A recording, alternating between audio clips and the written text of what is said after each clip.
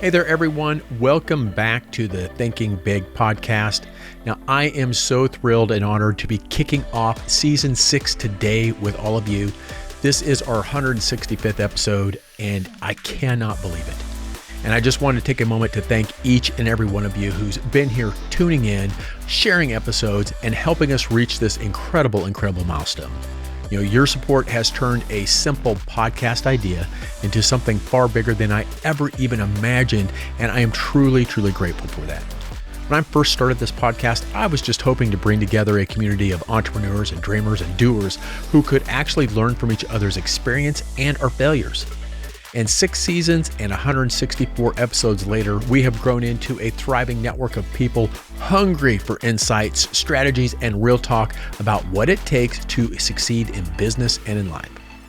And speaking of real talk, today's guest is someone who is all about showing up as your authentic self, whether you're on camera, on stages, or behind the microphone. And I'm talking about the one and only McCall Jones, aka the Queen of Charisma. And McCall was just announced this week as a featured speaker at Funnel Hacking Live 10 in Las Vegas in February. And you do not want to miss this event if you've been on the fence for it. And Russell Brunson says this is the last Funnel Hacking Live. So be there this February and watch McCall live. Hey, Thinking Big listeners, this episode is brought to you by The Secrets of Success. This community is designed for individuals who seek more than just fleeting motivation and are ready to actively pursue their goals with certainty without sacrificing fulfillment. If you are not just content with liking motivational content, but are committed to becoming the change you wish to see in this world, it offers a blend of historical wisdom, practical application, and a supportive community for personal and professional growth. Just click on the link in the show notes to get more information. McCall has been captivating audiences since she was 6 years old, and she's going to reveal how her stage and camera secrets can skyrocket your sales and your influence simply by being more of who you really are. So if you've ever felt awkward on camera or wondered why your energy seemed to vanish into nowhere, the second you hit the record button, stick around. McCall's got the inside scoop on tapping into your natural charisma and magnetism, and I cannot wait for you to hear this. Let's celebrate the start of season 6 in style. Get ready to learn, laugh, and level up with the Queen of Charisma herself, McCall Jones. Thank you so much, McCall, for talking with us today. Thank you for having me. Yeah, so we met, I want to say originally we met virtually at one of Russell Brunson's events, his Think and Grow Rich Challenge, which was, God, almost a year ago, maybe? Was that a year ago? It seems that, well, maybe not quite. Oh my gosh. Coming up on a year because, so crazy. Almost a year ago that we did that. You spoke at that event. I did a little speaking thing so did you. In the event. And I can tell you this, the second you got on stage, it was like you slapped me in the face and said, wake up, Sean, pay attention. I'm here to show you and teach you stuff. You're so fun. And it was so different than what I'm used to. I'm very laid back. I'm not the Energizer Bunny. But the way that you showed up and the way that you presented was really different than how I'd seen before. And I was like, wow, there's something special to this. There's something that McCall knows that I don't know. Oh, you're so nice. I haven't figured that out yet. So, and by the way, part of my reason for doing this podcast is so I can get amazing people on like you, and it's free coaching for me. See, this is a win-win for me. So it's it's so fun. Thank you for saying that. It's so funny. I always tell people in person, I attack them with my friendship. That's like my friendship style. I just like attack them with it. On stage, sometimes I do that too. I'm just like, I'm going to attack you with my friendship. So thank you for saying that. You put it a lot nicer than I did. And in October, we met in person live. We were doing, you were actually speaking at an event for Russell for his online selling stuff. And you spoke there. And again, you slapped me in the face and said, hey, pay attention. I'm here. And just the way that you present yourself, the animation, the energy is like, there's something that, again, that there's something that you do. There's something that you've learned how to do. Part of it's probably just in your DNA, but it's like you've learned how to do things that is so foreign to me on being able to connect and attract people from the stage. Thank you for saying that. I would love to share every single secret. I will hold nothing back. So anything that I know, you will know by the end of today. And again, part of today is coaching Sean on how to do things, because I don't. So here's the thing: I am the type of person, and you've seen some of my videos and some of the stuff, but I'm the type of person that I'm very dry. Yeah. And so I've been accused from time and time again, one from my wife and from others, that I have the male version of the resting bee face. That's so funny. That's so funny. Not when you're being told, I'm trying to be this. That's not very nice. I'm trying to be this, elegant and all this. Yeah, you got resting bee face. I'm like, well, I haven't seen that at all. I haven't seen it at all. So you're doing just great. wait. I also will tell you, I love that you said that. I love that you said that I am doing things differently on stage than you do, because I've also seen you speak, right, at the Think and Grow Rich Challenge. That is the foundation of our entire business, is the fact that I exist and that you exist, right? We believe that charisma actually just looks different for different people, right? When most of the time people will say like, oh, this person is charismatic, and they have a very clear picture in their mind of what they think charisma is. Sometimes they think charisma is more of the goofiness that I have, depending on who they've seen in their lives that they consider charismatic. Sometimes they think more charismatic is more like a Brene Brown type, or more of like a stoic, where they're like, oh, they just have so much charisma and magnetism and confidence and things like that. And what we believe is that both of those things coexist. The only thing that goes wrong is that when you are trying to use tactics that aren't made for what we call your charisma styles. So you seeing me on stage and being like, oh my gosh, I don't know if I would choose to do that. That's a good thing, because you absolutely should not try to be like me, and I should not try to be like you, because we can only succeed at doing exactly what you just said, attracting and connecting with our audiences, if we are using the correct charisma styles for us. So I'm so excited to explore it with you. It's going to be so fun. So it's not a good idea to try being you on stage next time. It's not. It's not for you. For people who are just like me, hey, you should totally try it. But yeah, it's really funny, because we can both imagine if you tried to do a high kick like me, people would be like, Sean, are you okay? Right? Like if you tried to move your eyebrows as often as I do, they'd be like, something's going on with Sean. Something is wrong. But it happens so often. More often than not, if you're like a part of a program or something where you have a leader that you consider, we'll use my word of charismatic, or you consider smart or anything like that, even subconsciously, you can try to start to model that person, because you think, well, if that's success, like I need to look and sound like this person if I also want to be successful. So no, don't try to be me on stage. That would be crazy. But yeah, we have like all the science behind it. So it's really cool.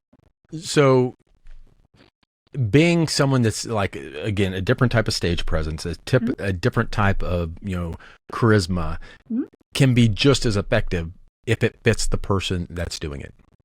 Yeah. So there are 54, we can go through them, but there are 54 different style combinations, charisma style combinations.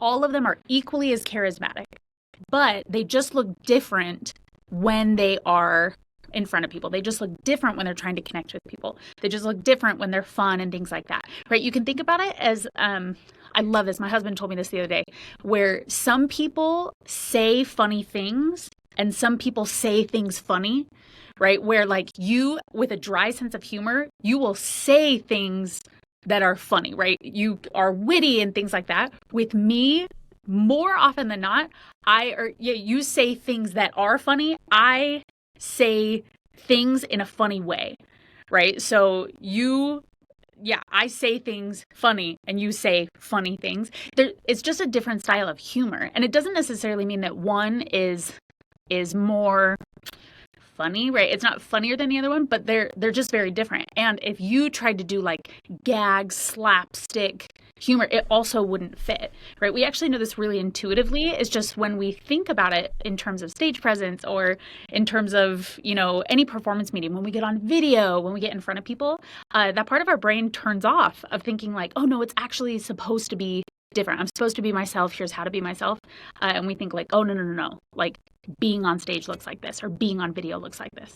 So, yes, So, they're supposed to look different. yeah. And I know, so you have a background of stage, right? I mean, you've been doing it for a while.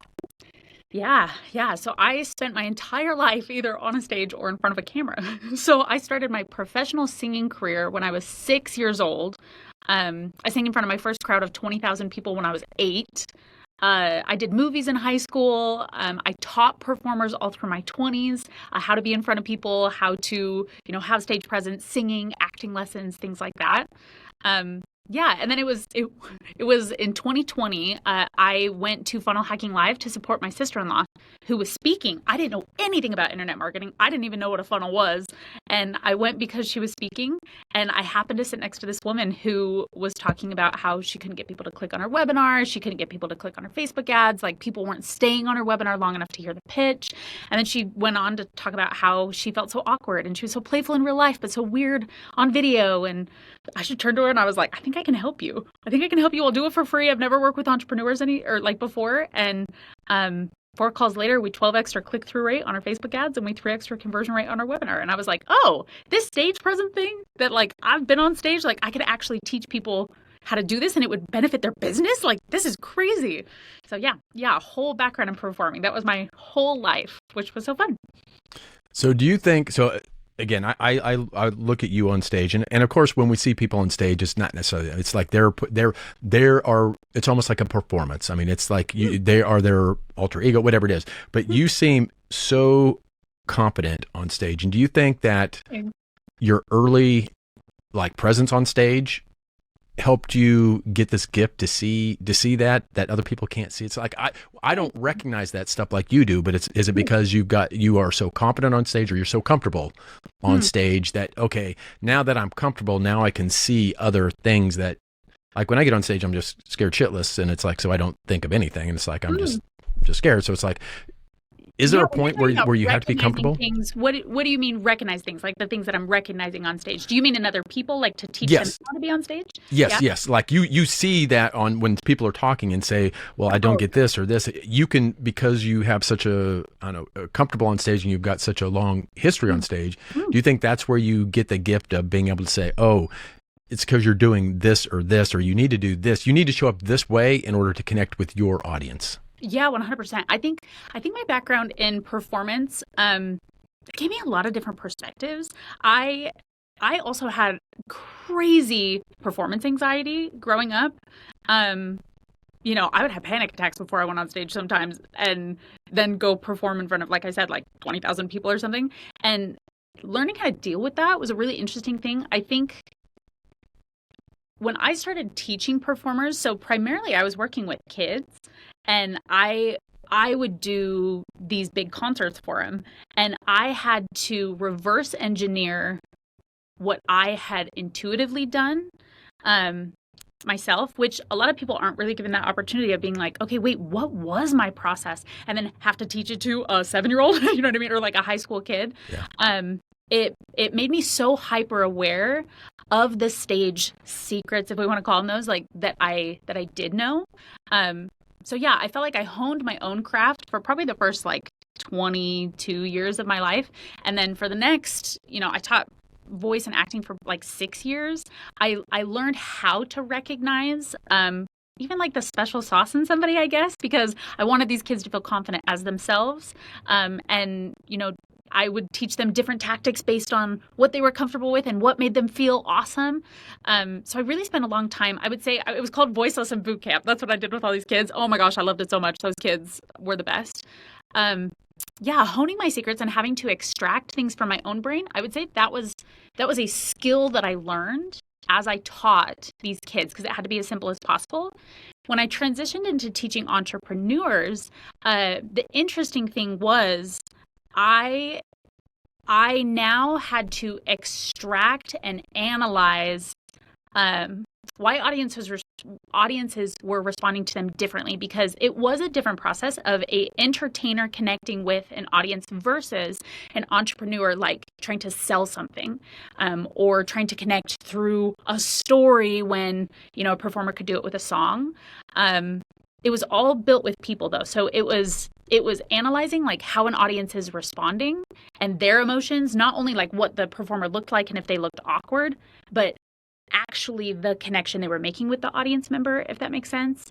Yeah, it's been a skill that I have been building for a really long time. Now, me being able to look at somebody on stage and saying, here's exactly what you are doing wrong and here's what you need to do instead, has been because I've spent, tens of thousands of hours doing just that, and then looking at the data and being like, oh, how did audiences respond? Did they buy when you did this? Did they buy when you did this? And especially with our charisma style system, the cool thing is because there are like a finite number of ways to do something that people fall into, I now can say, I did this with, this client or this person and it really worked, and you are just like them in this way. So you now can use these same tactics and it will work for you as well, right? It's become less hyper individualized to the point where we're able to predict whether something will work or not before they get on stage and like have to fail their way to success, basically. Does that make sense? Oh, absolutely. And I think, so that hit me once. I think we might have actually been in Boise when I came to this realization, but Russell had mentioned something that, he was working with you on some of this stuff, and you're like, well, for this video, this sales video, you're doing it all wrong. You're showing up like this, but you need to be like this. Yeah. And just making that change actually increased his revenue rate for that ad a lot. And it's like, yeah, nothing changed. I didn't see the script, but it's like, I don't think the script changed. I don't think it's literally just how you show up. Do you think it's because he wasn't showing up authentic on the first one, or 100%. Is it? So it's being authentic. It's a really interesting thing. The word authenticity, I think, is it's funny. We use it in our marketing because that's what people want, but it's a word that I have a really complicated relationship with. The reason why is that any coach who talks about authenticity, they never tell you how to find it, right? Like they'll just say like, well, be true to you. And Russell talks about that a lot when I was like, hey, you're out of your charisma styles on your ad. I am now mortified of like the audacity for me to be like, how's your ad performing, man? Like, so crazy. But if I were to go to Russell, especially somebody who is so smart and so charismatic, right? If I were to go to him and be like, dude, you're not being authentic, be more yourself, he wouldn't have even responded. You know what I mean? Like, and it wouldn't have actually been helpful because a lot of times people will look at their videos and they'll know. They will watch it. They will say, well, I know I'm not being authentic or the most myself I could be. But now what? You know what I mean? And it's like, I can try to redo it, but if I don't know what I'm fixing, nothing will change, right? And it's the reason why people, have you heard the term find your voice, where everybody's like, oh, I need to find my voice? Most people think the term or the process of finding your voice is just doing so many things where they're like, oh, I'm going to try this, I'm going to try this, I'm going to try this, I'm going to try this. And really what they're trying to do is they're trying to say like, oh, well, I'm trying to find authenticity, like finding a needle in a haystack, right? I'm trying to find this. Oh, I'm going to try this hat on or this hat on. The cool thing with Russell not being authentic, the thing that I could show him is, when we talk about you're trying to be someone that you're not, I don't mean that as like a hypothetical or like a really ambiguous term. I literally mean you are trying to model a person who has this charisma style when you should be modeling a person who has this charisma style. So specifically for Russell, he is what we call an excite entertainment style, which means that when he increases his energy, the way that I can explain it is it's pure enthusiasm, pure geekiness and bright, and it's really fun and like really punchy, and there's like sunshine like shooting out of his eyeballs when he is at his very, very best. Now, a lot of times people will think of charisma as energy, when charisma is not necessarily add more energy, it's emotions, right? It's saying like, if you just intensify your energy without knowing the type of energy you're focusing on, things can go really poorly. For Russell, right, he is an excite, but he was trying to model somebody who's like Tony Robbins. It's what we call a roar, right? Tony Robbins at his highest energy, It's not that he's more or less energetic than Russell, but it looks totally different.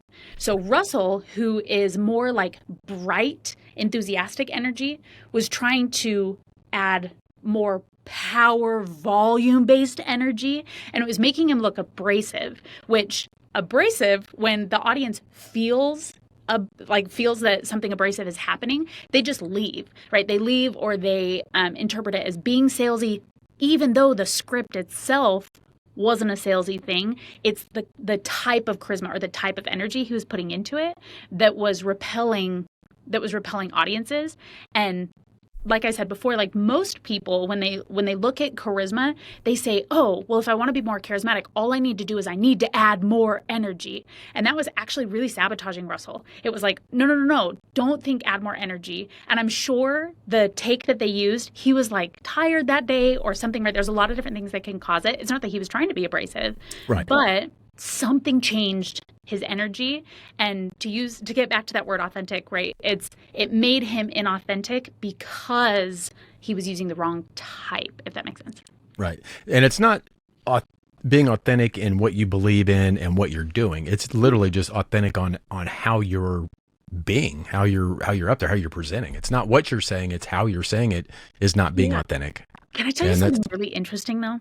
Of course. With everything that we do with charisma, there's actually two sides of it, right? The emotions. So I say all the time, emotional triggers cause physical responses. Emotions, so your emotions control your charisma, and your charisma controls other people's emotions, right? It's all based on emotions.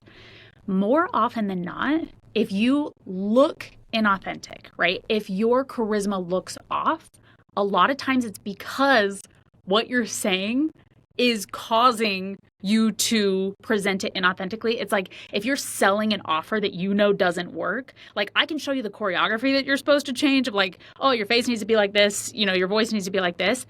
But the crazy thing is when we change what they say, if I'm like, no, we got to change this part of your offer, we got to change this part of what you're doing, a lot of times the choreography will fix itself because we change what's inside. Like it's kind of this it's like this two-step process of like half of it is emotions. If you are feeling off, you can't fake anybody out, right? Our version of charisma is very exposing. But yeah, it's both. The thing that we are measuring is obviously the outward, the performance part of it. But so often it's that something internally is happening. It's crazy. Yeah, that's something I really need to pay attention to. Now, the other thing, so part of my problem, like I could be up on stage with you in the audience or something, and me just chit chatting and being fine. It's like charisma is like the second you turn that camera on, boom, I just like I lose it. It's like it is just, and I don't know what it is about the camera. It's like obviously I'm thinking internally. I'm thinking, what do people think? And it's like all those things, but it's like I struggle more with being authentic on camera than if I was just sitting there talking with somebody. 100%. Why? Yeah, let me help. So it's really interesting. A camera is very exposing. It's the reason why we work with people. So really it happens two times is when people are on camera and a lot of times when people are on stage. But the people who really love stage, a lot of times they really hate camera because they're like, no, I'm so good in front of people. Like, what the heck is happening? So there's a couple things that could be happening.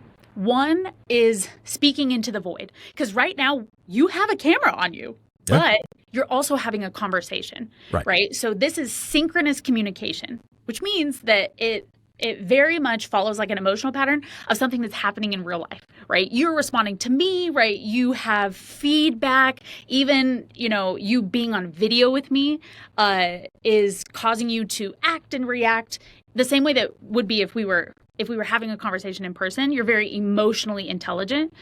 The problem is when nobody is across from you, right? We call it speaking into the void. When all of a sudden you have asynchronous communication, it's very hard to project emotions outward and not get them back. It can feel very empty. It can make you feel really stupid and really self-conscious. And all of a sudden, instead of talking and listening, you're like, am I saying dumb stuff? Like there's no immediate feedback loop with a camera. So I can tell you how to fix it. You want me to tell you how to fix it? Oh, yeah. No, please don't do that. Keep all the secrets to yourself. Yes. So one of the things that we do, because remember, I'm so glad that I introduced this earlier, right? Emotional triggers cause physical responses. So the thing that we have to do is we actually have to change your emotions in order to change what's happening on camera. Here's how we do that. Anytime before you go on camera, we want to make it as close to you having a conversation in real life as possible. So we do something called a warm open. So, well, I guess we should back up. So the first thing that we do is we actually look at your script or what you're saying, and we say, okay, instead of just talking, we need to make sure that this script is about or for a specific person, right? So if you were to say, okay, I'm going to make a video, about your new course that's coming out, so exciting, right? All about list building and everything. You're like, okay, who is somebody who needs this information, right? Do you have a person who needs this information? You can mention their first name. Oh, absolutely. Yeah. Yeah. Can you tell me their first name? Joe. Great. Okay, Joe. So Joe needs this specific piece of information, right? The next thing that we would say, is there anything specific about Joe that he needs to hear more than other people, right? If so, we want to add those details into the script, right? We want to say, okay, specifically for Joe, he really needs to focus on this, or he's really struggling with this. All of a sudden, we have increased our really ability to care about what we're saying, right? We've increased our emotional connection to the script already because we know now that we're already being helpful, right? So without ever getting on camera, all of a sudden we have increased our charisma already because it's for a specific person, and we've added things in that we know would be helpful for Joe.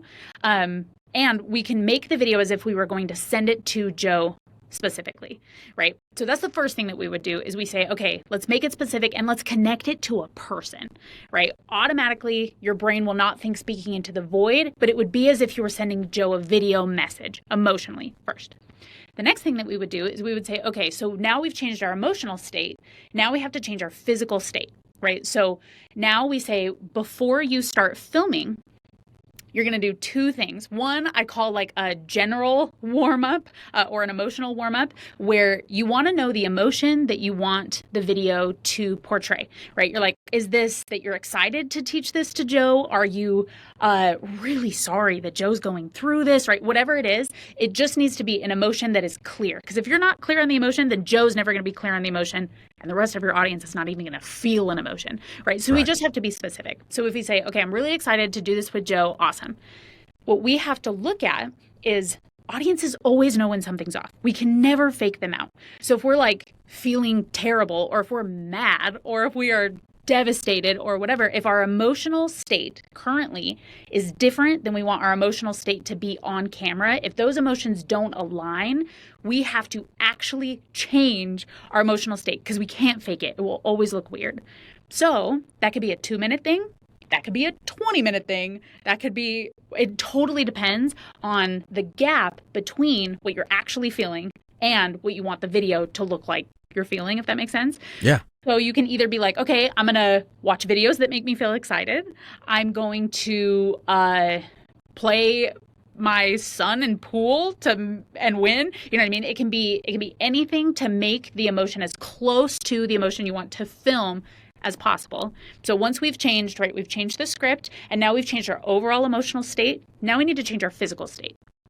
So 20 seconds before you film, we want to talk out loud about what we're going to do to change Joe's life and why he should listen to it, right? So we're like, Joe, here's why you need this, right? And we are talking as if we are telling Joe. It's like a hook for Joe. It's like, Joe, this is going to change your life. Here's why. And we have to get to the emotional place and intensity level that we want the video to be before we push record.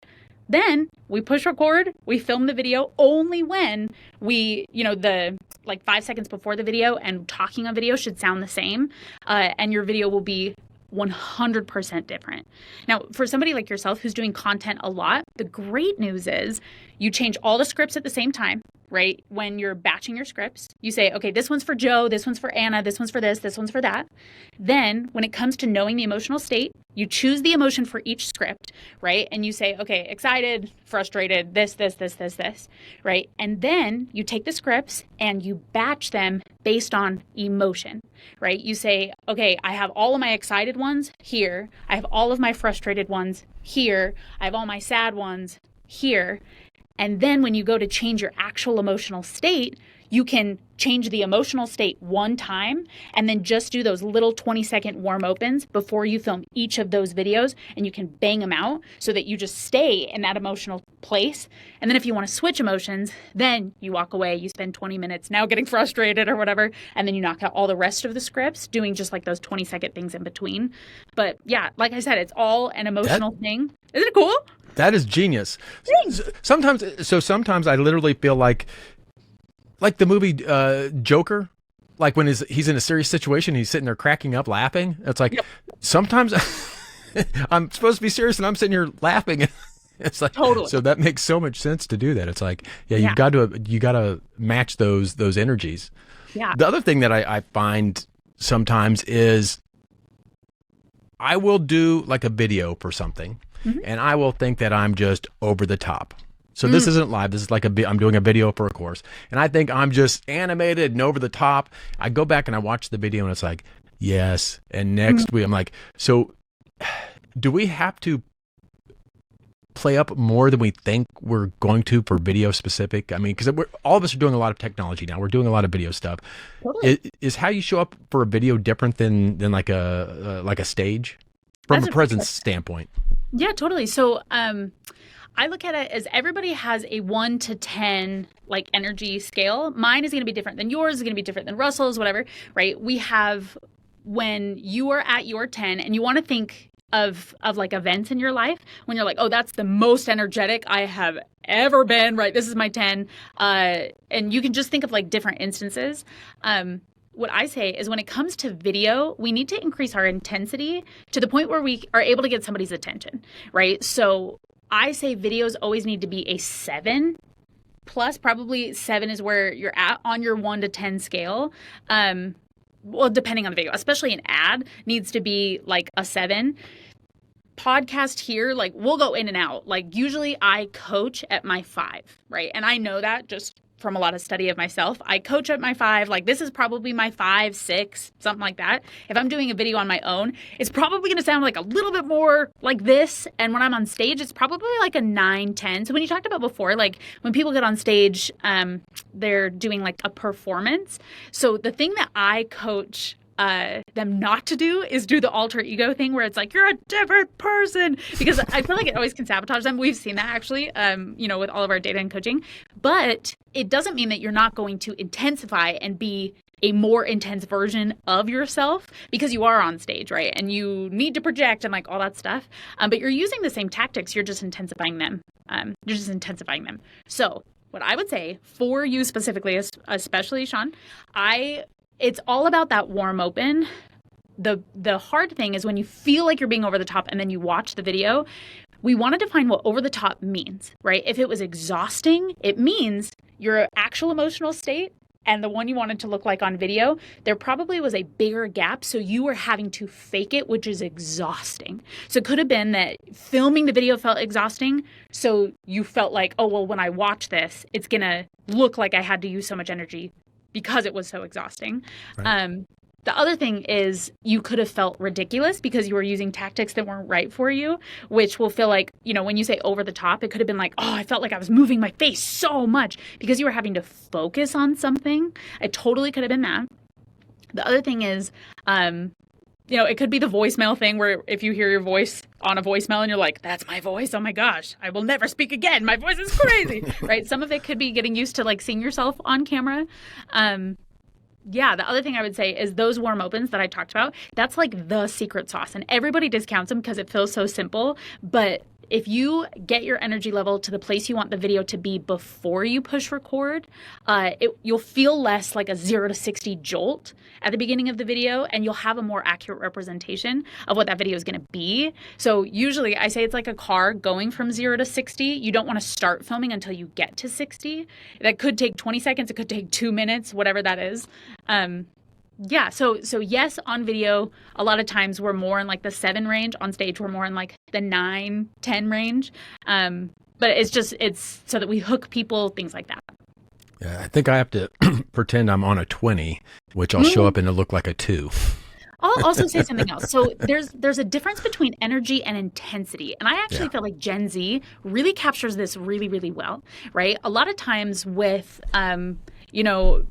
us, a lot of times with us, when we look at something, we think it needs to be very energetic in order to get somebody's attention. When all these Gen Zers are like on TikTok and they're whispering and have so much intensity with it that they're like, oh my gosh, do you see what's happening here? And it's like the intensity of it is high, but the energy like looks a little bit different, right? I would focus, especially for you, focus on the intensity of what you're saying, and it will automatically increase the thing that you're looking for, which is just to be more engaging. You don't necessarily like need to bounce off the walls in order to make that happen. And then the way that we make things more intense is we just make them more specific, right? Any general knowledge, you can't add intensity to it without faking it. The more ultra specific, the more intensity we add naturally. My initial thought was I was going to go get like a coffee IV and just run an IV into my veins while I was talking. So I guess that's an alternative. We should look into that for sure. Just plug it in when I'm about ready to go on and that's way I'll easier. be bouncing off the walls. Yeah, let's just do that. Now, last year I went to a speaking thing where public speaking type thing, and they were doing part of it was like they were doing some speaker reels and stuff like that. And so the way I dress is very t-shirts, a jacket. It's like I don't dress up. They wanted me to have like a tie on and a suit jacket. I'm like, so I did, and it's like I did not feel right. It's like that's not me. So it's like when we go on and do videos or when we go on and do stages, I know there's obviously a dress code. I can't show up in just a thong swimsuit and so we there has to be something, but but do we have to, like, should we try to be more in line with how we would dress, how we would normally show up? I think that's a great question. I think so. I know that there's a lot of branding experts that I'm sure have like very strong opinions on that, and I believe that they would say like dress for your brand, right? If your t-shirt's your brand or whatever. The clothing part of it isn't my expertise, but the emotion part is, right? The way that it would affect your charisma, right? If you're dressing. And once again, like I can't wait for you to consult all of the brand experts who will tell you exactly how to dress. But the way that it would affect your charisma is if you're wearing something that makes you feel uncomfortable, the audience is going to see it. The interesting thing with audiences, and we know this, right? But the interesting thing with audiences is that they don't have to know what's off to sense that something is off, right? You can think of it as a switch. It's not like this deep conversation they're having with themselves of like, oh, I bet he's uncomfortable because of what he's wearing, and maybe he's nervous because, his ex-girlfriend's in the audience or whatever. Instead, they just see discomfort and they interpret it as awkwardness or something they should leave and something they should not pay attention to, something that they should pity or whatever. So whatever the trigger that causes that, that's like part of our job as charisma coaches and learning about charisma. It's saying, okay, we have to find all of the triggers that are causing the thing that we don't want, because all of these different things that are causing what we don't want, like it will look the same to an audience. They will either, right, we have this thing called a false face consequence key where it's like all of the different ways, negative ways the audiences perceive you and what causes those things. But like being nervous, wearing something uncomfortable, if it makes you look uncomfortable, the audience could interpret that as you not knowing what you're talking about, and like lower authority when all it was is you were wearing a tie and you hate wearing ties. So like it's always my job to just find the triggers, right? I actually call those physical triggers. Other times that I've seen it that weren't just clothing.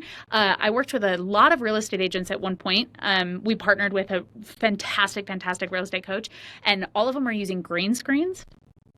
And some of them had these huge, massive green screens and they were totally fine. But some of them, to save money, they bought these green screens that were like vertical or horizontal, right? They were these really skinny green screens. And they kept trying to film these videos with them.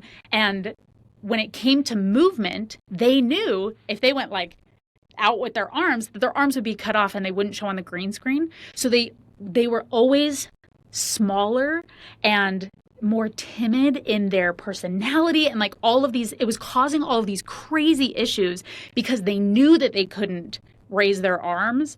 It changed physically what they looked like and emotionally what they were doing. And when we removed the green screen, like it all came back. So it can be things like that. Some people really don't like filming with a camera and it makes them uncomfortable, but when they film on a phone, it completely changes, right? These can be individual things, but we're just looking for the things that are causing you to look uncomfortable or look off. And it can be a lot of different things like that. And dressing to feel comfortable, it totally can affect your charisma. Because like I said, it's all about those emotions. Like if you feel awesome, like chances are it's going to be a lot easier for you to be charismatic. Yeah, and so I had the privilege of going in and taking some of your courses on charisma hacking, and it was awesome. I'm telling you, so that's part of how I know what to ask. It's like these That's are all the awesome. things that I learned. Like, oh, Sean, you really need to change some things. That's so cool. Yes. So who is obviously you've been doing the charisma hacking since what 2020. 2020, yeah. And who is the primary person that could really benefit from what you are coaching and what you were doing? What a great question. I will tell you my very favorite people to work with. Personally, I think everybody could benefit from it. I think everybody needs charisma and charisma styles. My very favorite people to work with are people who are people. It literally is exactly what you just said. They said, I am so amazing in person and I am so not on video. Like, what is happening to me when I turn on this camera that I'm just different, right? People who are like, I'm a nightmare in person, like, or I'm a really awkward person in person, like, or person. We can help them, absolutely.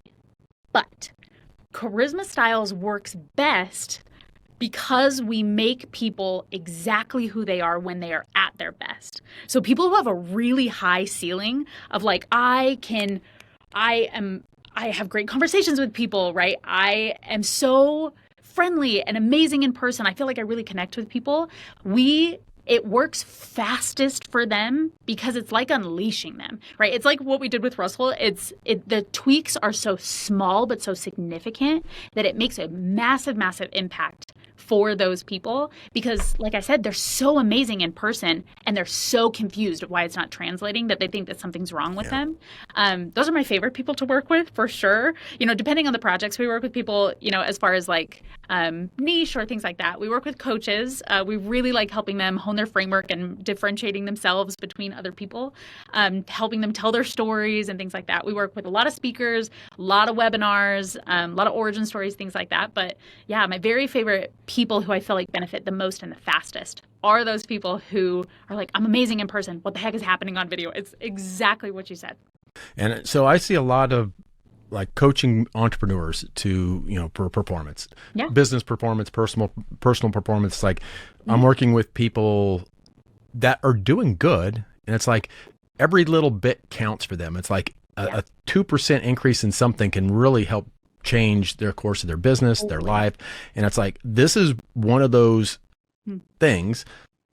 What you teach is it's something that they can do. They don't have to go out and reinvent stuff. They don't have to do all these. It's like, it's just how you show, if you show up just a little bit differently, you can make such a 10x, 100x difference on your results, whether it's from selling, whether it's from, and it's just like one of those things that people don't know they have a problem until they see and hear you saying, okay, if you show up a little bit differently, this is what can truly happen for you. And it's like, we don't see that until we don't know until we know. Right. And it's like, but it's the stuff that you teach is one of those things, one of those tools that entrepreneurs, again, I'm coming from an entrepreneur standpoint, that entrepreneurs can absolutely use to make a slight change in how they do things, not necessarily what they do, but how they do things, and actually have a huge increase in their back end, their revenue. It's 100%. We've seen crazy results. The cool thing is that,